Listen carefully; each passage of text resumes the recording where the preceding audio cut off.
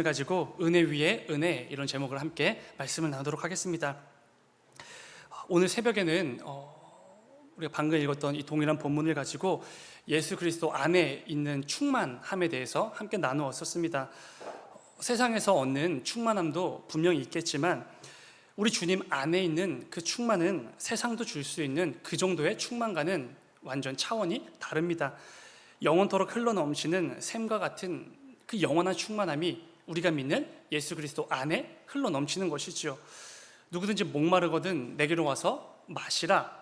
내게 오는 자는 누구든지 영원토록 목마르지 아니할 것이다 라고 말씀해 주셨는데, 이것은 그냥 과장해서 말씀하신 게 아니라 예수 그리스도 안에 있는 그 충만함으로 인해서 정말로 영원토록 목마르지 않는 그 놀라운 역사를 경험하게 되는 것입니다.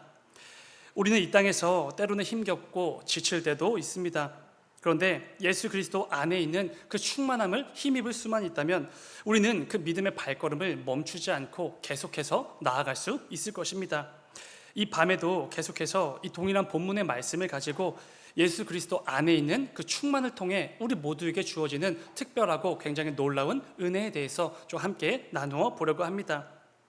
먼저 나눠볼 부분은 예수 그리스도의 길을 예비하는 이 사명을 가지고 이 땅에 등장한 세례 요한에 대한 부분입니다.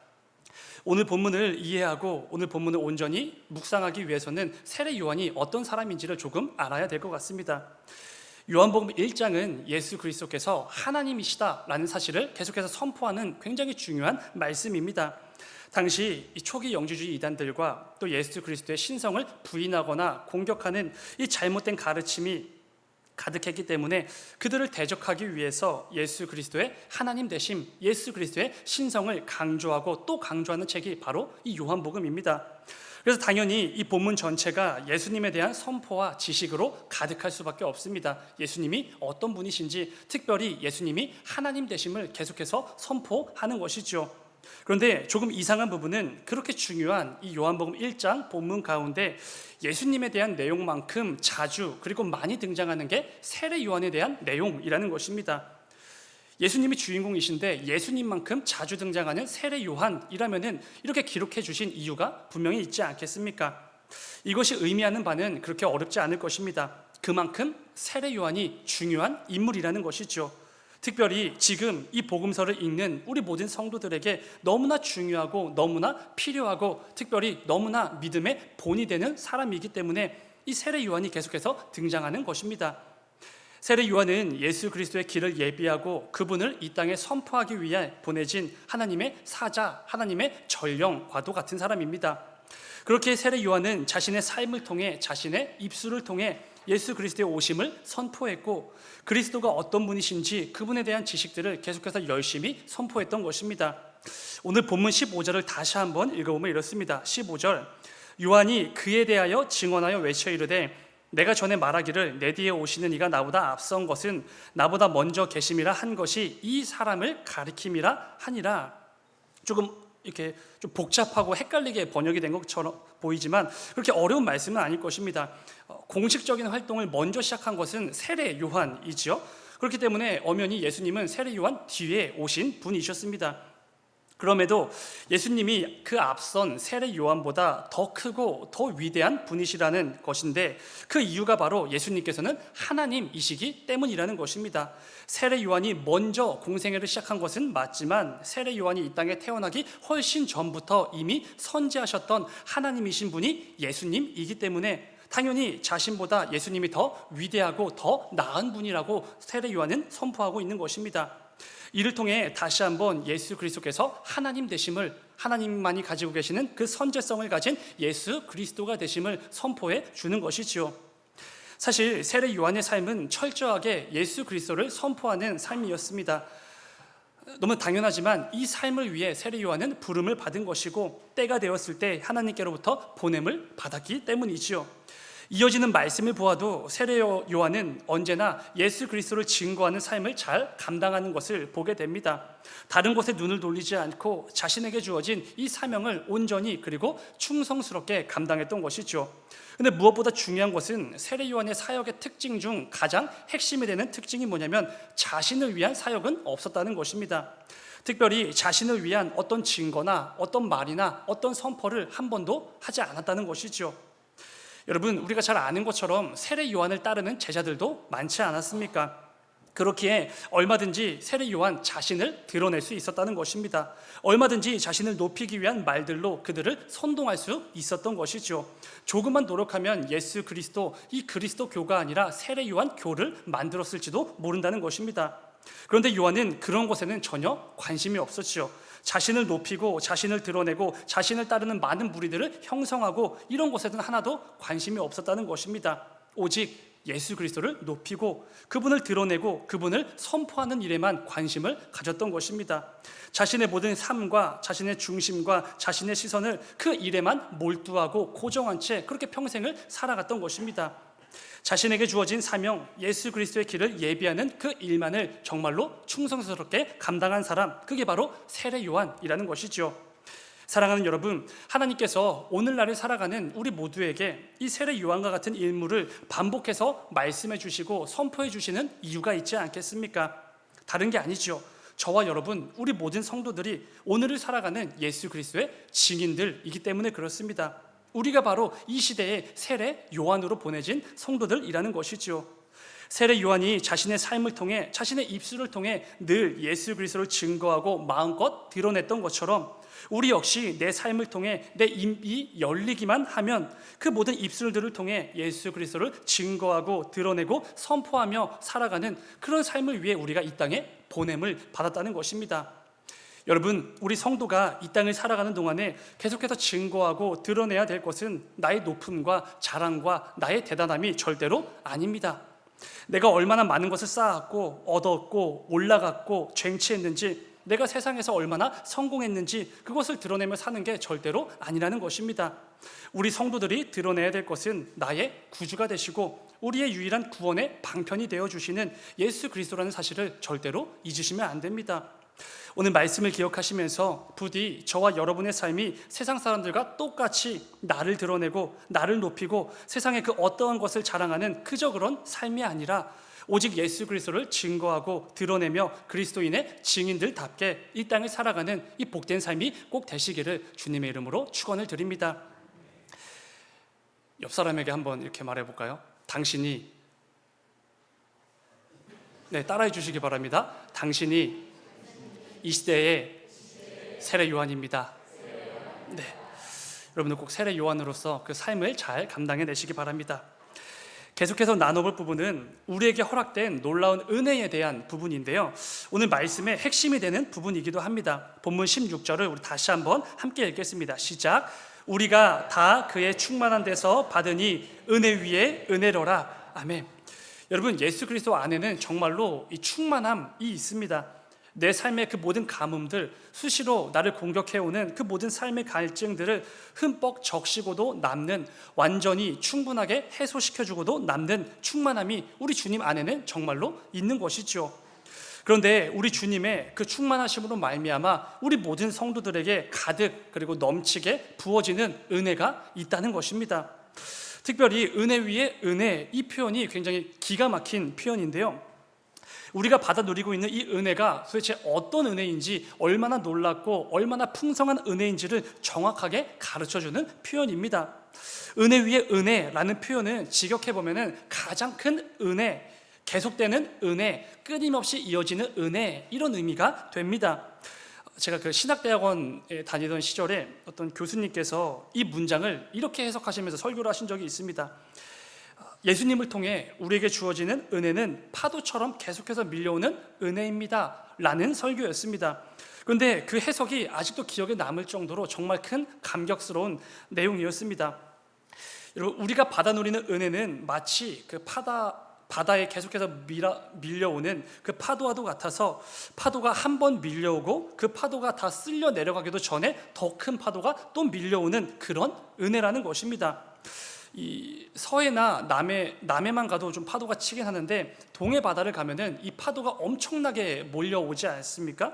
근데 자세히 보시면은 이 파도가 한번 몰아쳤다가 다 내려가기 전에 다음 파도가 또 오는 것을 보게 됩니다. 그래서 그 쓸려 내려가는 파도와 넘어오는 파도가 서로 부딪혀서 더 큰 파도를 만들기도 하지요. 그게 파도입니다. 그런데 우리가 예수 그리스도를 통해서 받아 누리는 은혜가 바로 그런 파도와도 같은 은혜라는 것입니다.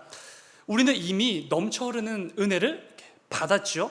그런데 우리가 그 은혜를 다 받아 누리기도 전에, 그 은혜가 쓸려 나가기도 전에, 그 은혜의 감격과 감동과 뜨거움이 채 식기도 전에 우리를 향한 하나님의 넘치는 더 큰 은혜가 또다시 밀려온다는 것입니다. 그리고 인해 그것보다 더 큰 은혜가 몰려오고 있는 그 모습을 우리는 목격하게 되는 것이죠. 여러분, 우리가 예수님을 통해 내 삶 속에서 받아 누리고 있는 은혜가 바로 그렇게 놀라운 은혜라는 것입니다.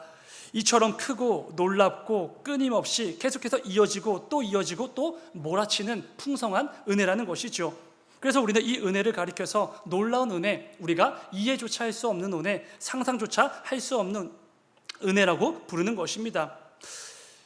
여러분, 삶 속에서 지난 한 주간 이 은혜를 얼마나 누리며 사셨습니까? 하나님께서 여전히 계속해서 그 파도와도 같이 그 말도 안 되게 넘치는 은혜를 내게 부어주고 계시는데, 지난 한 주간 그 은혜를 얼마나 누리며 사셨냐는 것입니다. 중요한 것은 여러분, 예수님을 통해 우리에게 주어지는 그 놀랍고 풍성한 은혜가 뭐죠? 그 은혜가 무엇입니까? 우리는 어떤 은혜를 누리고 살고 있기에 내가 받은 은혜가 놀라운 은혜라고 감히 고백할 수 있냐는 것입니다. 그 은혜가 어떤 은혜이기에 파도와도 같이 계속 밀려오고 또 밀려오는 놀라운 넘치는 은혜라고 감히 고백할 수 있냐는 것입니다. 이어지는 구절들을 통해 세례 요한이 증거하는 예수님에 대한 지식들을 묵상해 보면 우리가 받아 누리고 있는 은혜가 어떤 은혜인지를 분명히 알 수 있게 되겠지요. 왜 그토록 놀랍고 위대한 은혜인지, 왜 그렇게 고백할 수밖에 없는 은혜인지를 분명히 알게 된다는 것입니다. 제가 서두에 잠시 말씀드린 것처럼 세례 요한은 예수님에 대한 여러 가지 지식들을 계속해서 선포하고 또 선포합니다. 그런데 그 가운데 가장 중요한 것이 바로 예수님께서 하나님의 어린 양이 되신다라는 선포가 될 것입니다.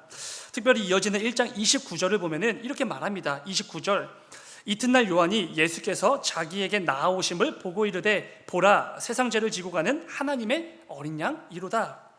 근데 한 번으로 부족했는지 동일한 선포를 한 번 더 하는 것을 보게 됩니다. 이어지는 36절, 예수께서 거니심을 보고 말하되 보라, 하나님의 어린 양이로다. 두 번이나 반복해서 예수님께서는 하나님의 어린 양이라고 선포하고 있다는 것입니다.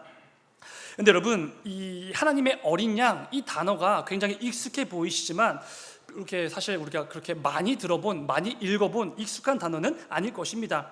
왜냐하면 이 하나님의 어린 양, 이 단어는 성경 전체에서 오늘 본문에만 딱 한 번 사용된 굉장히 독특한 합성어이기 때문에 그렇습니다. 구약시대부터 하나님께 드릴 제물로 어린 양이 자주 사용되지 않았습니까? 그래서 말씀을 읽다 보면은 이 어린 양이라는 단어가 정말 많이 등장하거든요. 그래서 우리는 이 어린 양이 굉장히 익숙해 보이지만 하나님의 어린 양이라는 단어는 이 본문에서만 등장한다는 것이죠. 그렇다면 여러분, 세례 요한이 이 독특한 표현을 사용한 이유를 우리는 궁금해 봐야 될 것입니다. 특별히 그 흔했던 어린 양이라는 단어에 하나님이라는 수식어를 붙여서 특별한 합성어를 만들어서 선포한 이유가 무엇인지 우리는 그 부분을 알아야 될 것입니다. 여러분, 구약시대의 제사에서 이 어린 양이 제물로 쓰일 때 어떤 제사에서 쓰였는지 기억이 나십니까? 네, 맞죠. 속죄 제물, 그렇죠? 이 죄를 속하기 위한 속죄 제사 때 속죄 제물로서 어린 양이 드려지게 됩니다. 하나님이 정하신 율법이죠. 그래서 이스라엘 백성들은 저마다 이 속죄 제사를 위해서 속죄 제물인 어린 양을 직접 준비하게 됩니다. 그러한 점에서 예수님께서 하나님의 어린 양이시다라는 이 선포는 하나님께서 친히 직접 준비하신 속죄 제물 어린 양이 되시는 예수님이시다, 이런 의미가 된다는 것입니다. 제가 준비한 어린 양이었으면 쿠키의 어린 양, 이런 수식어가 붙었겠죠. 그런데 예수 그리스도는 하나님께서 친히 직접 준비하신 어린 양이시기 때문에 그 누구의 어린 양이 아니라 하나님의 어린 양이 되신다는 것입니다. 여러분, 이 사실을 통해 우리가 누릴 수 있는 은혜가 무엇입니까? 굉장히 놀라운 은혜인데요, 하나님 아버지께서 우리를 얼마나 생각하시는지, 얼마나 끔찍이 여기시는지, 우리를 얼마나 사랑하시는지가 분명하게 드러나는 대목이라는 것입니다. 여러분, 하나님께서 저와 여러분과 이 죄인들을 위해서 우리를 죄에서 건지시고 그 모든 죄를 속량해 주시기 위해 친히 속죄 제물을 직접 준비해 주셨다는 것입니다. 그것도 하나님의 유일하신 아들 독생자 예수 그리스도를 어린 양으로 내어주신 것이지요. 여러분, 세상에 이런 종교는 없습니다. 세상에 수많은 종교들로 가득하지만 그 어떤 신도 죄인들을 위해서 이런 은혜, 이런 수고를 하는 신 절대로 없습니다. 그러나 참 신이 되시는, 그리고 우리의 영적인 아버지가 되시는 하나님께서는 다르시다는 것입니다. 우리 모두를 죄에서 건져내 주시기 위해, 하나님과의 그 영원한 사귐으로 계속해서 인도해 주시기 위해 친히 독생자 예수를 속죄제물로 내어주시고, 그 가운데 우리를 위한 하나님의 어린 양을 친히 준비해 주셨다는 것입니다. 이 놀라운 은혜, 이 말도 안 되는 하나님의 사랑이 이 하나님의 어린 양이라는 이 단어 하나에 가득 담겨져 있는 것이죠. 세상에 가득한 이 가짜 신들은 흉내조차 낼 수 없는 말도 안 되는 진짜 사랑인 것입니다. 우리를 모든 죄에서 건져내신 은혜, 우리를 위해 친히 속죄제물이 되어주시고 준비해 주신 그 은혜, 영원한 죽음에서 영원한 생명으로 옮겨주신 은혜, 우리가 받은 그 구원의 감격의 은혜, 하나님을 감히 아버지라 부르며 담대하게 그 앞으로 나아올 수 있도록 허락해 주신, 자녀 삼아 주신 은혜, 우리가 이 은혜를 안다면 우리는 은혜 위에 은혜다라고 감탄할 수밖에 없다라는 것입니다. 마치 파도와도 같이 쉬지 않고 끊임없이 밀려오는 그 넘쳐나는 놀라운 은혜라고 고백할 수밖에 없다라는 것이죠. 여러분, 우리가 예수 그리스도의 그 충만한 데서 받아 누리는 은혜가 바로 이렇게 놀라운 은혜라는 것입니다. 제가 다시 한번 물어보겠습니다. 여러분, 요즘 이 은혜를 충만하게 누리며 살아가고 계십니까? 이 놀라운 은혜에 대해서 감격과 기쁨과 감사로 고백하며 살아가고 계십니까? 내 삶에 파도와도 같이 밀려오는 그 넘치는 은혜에 흠뻑 젖어서 예수 그리스도의 그 풍성한 은혜를 기쁨으로 누렸던 적이 언제인지 지금 한번 생각해 보시기 바랍니다. 언제 마지막으로 그 은혜에 흠뻑 젖어서 예수 그리스도를 통해서 그 충만함을 누렸는지 한번 떠올려 보시기 바랍니다. 여러분, 오늘 말씀을 기억하면서 내게 주어진 은혜가 어떤 은혜인지를 내 삶에 다시 한번 되새기는 이 밤이 되기를 간절히 소망합니다. 이를 통해 우리가 자주 고백하는 것처럼 한량없는 은혜, 다 기록할 수 없는 은혜, 이게 그냥 문자적인 그저 그런 은혜가 아니라 내 삶을 통째로 적셔주시는 그 넘치는 은혜를 충만하게 꼭 누리며 살아가시는 우리 모두의 삶이 되시길 주님의 이름으로 축원을 드립니다. 여러분, 우리 성도는 계속해서 나누었던 이 은혜가 없이는 살 수 없는 존재들이지 않습니까? 잠시 우리가 기도회 때 또 함께 부르겠지만, 은혜 없으면 살아갈 수 없다고 고백하는 자들이 이 땅을 살아가는 성도들이 되겠죠. 근데 여러분, 지난 한 주간을 한번 돌아보시기 바랍니다. 정말 은혜 없이 살아갈 수 없는 그런 삶을 사셨습니까? 아니면 은혜 없이도 예수님과 전혀 상관없이도 잘 살 수 있는 것처럼 사셨습니까? 우리가 진실로 은혜 없이는 살 수 없음을 고백하며 살아간다면 우리는 무엇보다 매일 매순간 예수 그리스도께 나아갈 수 있어야 됩니다. 왜냐하면 우리에게 필요한 은혜는, 나의 삶의 그 모든 갈증과 가뭄들을 흠뻑 적셔주시는 그 은혜는 예수 그리스도를 통해서만 우리에게 주어지기 때문에 그렇습니다. 오늘 본문 17절을 보면 이렇게 말씀합니다. 17절, 율법은 모세로 말미암아 주어진 것이요 은혜와 진리는 예수 그리스도로 말미암아 온 것이라. 아멘. 여러분, 세례 요한은 모세가 율법을 받아와서 이스라엘 백성들에게 전달해 준 것과 우리가 예수 그리스도를 통해서 은혜를 받게 된 것을 대조하며 지금 열심히 설명해 주고 있는 것입니다. 언뜻 보면 비슷해 보이지만 완전히 다른 문장, 다른 단어가 사용되는 것을 보게 됩니다. 먼저 이스라엘 백성들이 율법을 받게 된 그것을 보게 되어지면 율법은 모세라는 사람을 통해서 하나님께 전달을 받은 것입니다.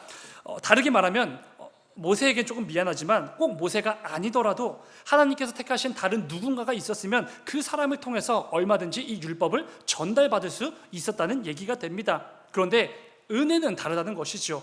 은혜와 진리는 예수 그리스도로 말미암아 왔기 때문에 그렇습니다. 이것은 예수님께서 단지 모세처럼 하나님의 그 은혜를 받아오셔서 우리에게 전달해 주셨다, 이런 말씀이 절대로 아니라는 것입니다. 예수를 통해서 은혜가 왔다라는 이 단어는 헬라어로 기노마이라는 단어인데, 이것은 무언가를 발생시키다, 실현시키다, 이런 단어가 됩니다. 그러니까 예수님께서는 이 은혜를 우리에게 전달해 주신 게 아니라 이 은혜를 발생시키신 분이라는 것이죠. 우리가 받아 누리는 이 은혜는 예수님께서 하나님께로부터 받아오셔서 우리에게 전달해 주신 게 아니라 예수 그리스도를 통해서 발생된 실현된 은혜라는 것입니다. 예수님께서 우리에게 은혜를 전달해 주시는 전달자가 아니라 은혜는 예수님을 통해 발생되고 실현되어지는 은혜가 하나님 그 예수님 그 자체라는 것입니다. 이것을 뒤집어서 생각해 보면요, 예수님께서 그 은혜를 발생시키지 않으시면 그 누구도 그 어떤 방법으로도 우리는 은혜를 받을 수 없게 된다는 것입니다. 율법은 모세가 아니더라도 다른 전단자를 통해서 얼마든지 받을 수 있겠지만 은혜는 다른 것이죠. 예수님을 통해 발생되고 실현되어 우리에게 주어졌기 때문에 그렇습니다. 은혜는 그 은혜 자체를 발생시키는 예수님을 통해서만 받을 수 있는 것이죠. 다시 처음으로 돌아가세요. 여러분, 우리는 은혜 없이는 살 수 없는 성도들입니다. 이 말은 곧 우리는 예수 없이는 살 수 없다라는 말과 똑같은 말이지 않습니까? 우리는 정말로 예수님 없이는 살 수 없는 그런 사람들입니다. 믿음의 선배들이 입만 열면 예수, 예수 이렇게 외친 것은 성경 지식의 무지해서가 아닙니다. 전에는 성경 교육이 제대로 이루어지질 않아서 그저 이 예수라는 단어밖에 몰라서 예수라고 외친 게 절대로 아니라는 것이죠. 예수 없이는 살 수가 없기에 예수 없이는 성도, 이 교회 아무것도 아니기 때문에 입만 열면 예수를 외쳤다는 것입니다. 여러분, 우리는 어떻습니까? 삶 속에서 예수를 좀 외치고 계십니까? 우리를 살게 하시는 그 은혜를 가득 부어주시는 그 예수 그리스도를 얼마나 가까이 하기 위해 부단히 애쓰며 살아가고 계십니까? 예수 없이는 성도의 삶도 없는 것이고 예수 없이는 성도의 교제도 없습니다. 예수님 없이는 당연히 이 교회 공동체도 없는 것이고 사역도 없고 봉사도 없는 것이죠. 그런데 우리는 삶 속에서 매일 매순간 이 예수 그리스도를 얼마나 외치고 있냐는 것입니다. 예수님 없이는 아무것도 아닌데 우리는 얼마나 그 예수 그리스도를 가까이 하기 위해 부단히 애쓰며 살아가고 있냐는 것이죠. 여러분, 우리 삶 속에서 무엇보다 중요한 것은 예수 그리스도라는 것을 절대로 잊으시면 안 됩니다. 이걸 놓치는 순간 내가 성도의 길을 포기하는 것과 마찬가지이기 때문에 그렇습니다. 이런 예화를 들은 적이 있습니다. 아마 여러분들도 들어본 적이 있으실 것인데 한 교회 장로님 얘기인데요, 모태신앙으로 수십 년을 교회에서 봉사하셨던 분입니다. 어느 날 이분이 천국문 앞에 가시게 됩니다. 그리고 이제 자기는 평생을 교회에서 봉사했으니까 문을 열고 천국에 들어가려고 했습니다. 근데 이제 문지기가 갑자기 나와서 이 장로님을 막아서는 거죠. 그리고 이렇게 말합니다. 천국에 들어가려면 1000점이 필요합니다. 100점도 아니고 1000점이나 필요하다는 것이죠. 근데 장로님은 주눅들지 않고 자신 있게 말했습니다. 내가 50년 동안 단 한 주도 빠지지 않고 매주 교회에 나가서 차량 운행을 했습니다. 그래서 이 문지기가 말합니다. 박수를 치면서 정말 대단하시네요. 어떻게 50년 동안이나 매주 차량 운행을 할 수가 있습니까? 놀랍지만 2점을 드리겠습니다. 문지기가 이렇게 말하는 것이죠. 장로님이 좀 당황했습니다. 1000점을 채워야 되는데 이 50년 동안 수고하고 봉사한 게 고작 2점밖에 안 되니까요. 그래서 다시 한번 말합니다. 내가 50년 동안 한 주도 빠지지 않고 주일에 성가대 나가서 성가대 섬겼습니다. 그리고 이번에도 2점을 받았습니다. 이후에 장로님이 자신이 평생을 섬겨왔고 헌신했고 봉사했던 그 모든 것들을 끄집어 와서 그 내용들을 다 말하게 됩니다. 그런데 이내 깨닫게 되죠. 절대로 1000점은 채울 수가 없구나. 그래서 포기하고 이제 돌아가겠다는 마음을 먹고 있는데 문득 생각나는 한 분이 계신 것이죠. 누구였을까요? 예수님입니다. 그래서 문지기에게 물었습니다. 그런데 우리 예수님은 어디 계십니까? 라고 말하자 천국문이 열렸습니다. 그리고 문지기가 통과하십시오 라고 말을 하는 것이죠. 여러분, 이 오해하시면 안 됩니다. 천국 가려면 1000점 채워야 된다는 얘기가 절대로 아니죠. 저와 여러분에게 진짜 중요한 분이 누구인지, 진짜 필요한 분이 누구인지를 가르쳐 주는 예화입니다. 여러분, 우리에게 진짜 중요하고 진짜 필요한 분은 예수님이시죠. 사랑하는 여러분, 부디 저와 여러분의 삶 속에 늘 이 예수라는 이름이 끊어지지 않게 되기를 간절히 소망합니다. 예수 없이는 우리는 정말로 살 수가 없지 않습니까?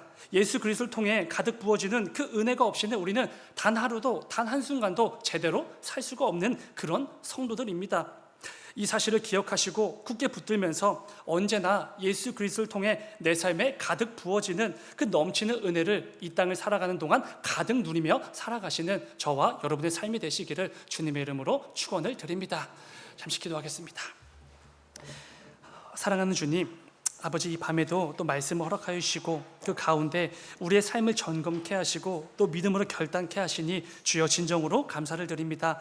아버지, 우리가 이 땅을 살아가다 보면 정말로 많은 것들이 우리의 삶에 찾아오게 됩니다. 정말로 많은 것들이 내 삶에 중요해 보이고 내 삶의 주인의 자리를 내주어도 마땅해 보일 만한 그런 가치들이 정말로 많이 있습니다. 그런데 아버지, 그때마다 오늘 말씀을 기억하고 붙들게 하여 주셔서 우리에게 진짜 필요한 분, 우리에게 진짜 중요한 분, 내 삶의 참된 주인이 되시는 분이 예수 그리스도 한 분이시라는 이 사실을 절대로 잊지 않는 우리 모두가 되게 하여 주시옵소서. 이를 통해 우리 각자의 삶에 매일 매 순간순간마다 예수 그리스도라는 그 이름이 끊이지 않는 귀하고 복됨, 그리하여서 예수 그리스도 안에 그 충만한 데서 그 많은 은혜들을 가득 받아 누리는 우리 모두가 되어질 수 있도록 아버지 인도하여 주시옵소서. 주님 감사합니다. 거룩하신 예수님의 이름으로 기도드렸습니다.